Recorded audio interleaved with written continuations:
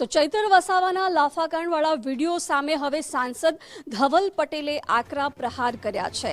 ચૈતર વસાવાએ લાફાવાળી કરી હતી અને એમને પણ લાફો મારવામાં આવ્યો હતો। હવે સાંસદે આ મામલે આકરા પ્રહાર કર્યા છે।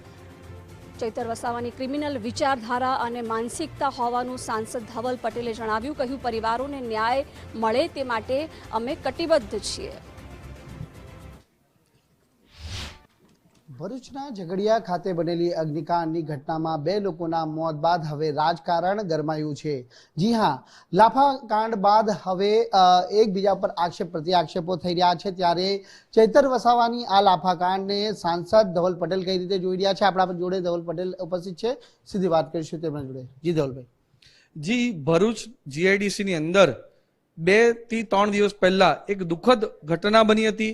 એમાં એક કંપનીમાં આગ લાગવાની ઘટના હતી। એના કારણે 2 લોકોના દુઃખદ મૃત્યુ થઈ ગયા અને 12 થી 13 લોકોને ઈજાઓ થઈ છે। ત્યારે આ વસ્તુ માટે સરકાર પૂરી રીતે સિરિયસ થઈને આની પર જે પણ એક્શન લેવાના એ પણ પૂરા ચાલી રહ્યા હતા। પોલીસ પણ પૂરું આમાં જોડાયું હતું અને સાથે સાથે કંપની અને પીડિત પરિવારનો પણ વાતોઘાટો ચાલતો હતો। ત્યારે દેડિયાપાડાના ધારાસભ્ય, જે વિસ્તારના ધારાસભ્ય નથી ભરૂચના, છતાં એમને લાગ્યું કે આ જે ઘટના બની એમાં એમને રાજનૈતિક યશ ખાટી શકે છે। એના માટે આજે ત્યાં જઈને કંપનીમાં ધમાલ કરી અને પીડિત પરિવાર, એ પણ આદિવાસી સમાજમાંથી જ આવતો હતો। આદિવાસી સમાજના પીડિત પરિવારે જ્યારે એમને કહ્યું કે અમે ડાયરેક્ટ કંપની સાથે વાટાઘાટો કરીએ છીએ અને સાથે સાથે સરકાર પર એમને પૂરેપૂરો ભરોસો છે, પોલીસ પર પૂરેપૂરો ભરોસો છે કે એને ન્યાય અપાવશે, ત્યારે આદિવાસી મસીહા કહેવાતા આ ચૈતર વસાવાએ આદિવાસી સમાજના યુવક પર હુમલો કર્યો, એમને ઝાપટો મારી અને સાથે સાથે ઢોર માર પણ માર્યો। એ બતાવે છે આ ચૈતર વસાવા આપણા ગુજરાત માટે, આદિવાસી સમાજ માટે કેટલા ખતરનાક છે। એમની પણ આગળ પણ 19 જેટલા ગંભીર ગુનાઓ છે।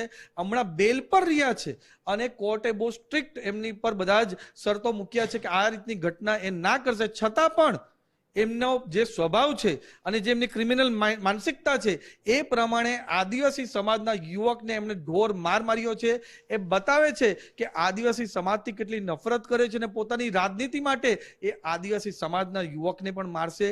એટલે અમારી સરકાર પહેલા તો પીડિત પરિવારને પૂરતો ન્યાય અપાવવાનું કટિબદ્ધતા છે। સાથે સાથે આ ચૈતર વસાવા, ક્રિમિનલ ચૈતર વસાવા છે, એની પર અમારી ગુજરાત સરકાર કઠોરથી કઠોર કાર્યવાહી કરે એના માટે હું પોલીસ તંત્ર અને અમારી સરકારને પાછો અનુરોધ કરું છું। અને હમણાં કોર્ટમાં શરત પર બહાર છે, એટલે શરતનો ભંગ કર્યો છે, એટલે એમની બેલ કેન્સલ કરવી જોઈએ અને પાંજરે આ ચૈતર વસાવાને પાછા પૂરવો જોઈએ, એ અમારી માંગ છે। બિલકુલ, આ હતા ધવલ પટેલ, જેમનું કહેવું છે કે રાજકીય રોટલા શેકવા માટેનો પ્રયત્ન છે તે ચૈતર વસાવા દ્વારા કરવામાં આવ્યો છે। અગાઉ પણ તેની વિરુદ્ધ અનેક ગુનાઓ નોંધાઈ ચૂક્યા છે અને ગુનાહિત ઇતિહાસ રહી ચૂક્યો છે। ત્યારે જે ગુનાની અંદર હાલ તેઓ સરતી જામીન ઉપર બહાર છે, ત્યારે શરત ભંગનો પણ ક્યાંક ભંગ કર્યો હોય, ત્યારે સરકાર અને પોલીસમાં પણ ધવલ પટેલ દ્વારા આ મામલે અનુરોધ કરી અને કડક કાર્યવાહી થાય તે માટેની રજૂઆત કરવામાં આવશે। જોકે હાલ આ ઘટનાને લઈને હવે રાજકીય માહોલ ક્યાંક ગરમાતો જોવા મળી રહ્યો છે। કેમેરામેન દેવાંગ રાણા સાથે રાકેશ બ્રહ્મભટ્ટ, ગુજરાત ફર્સ્ટ, સુરત।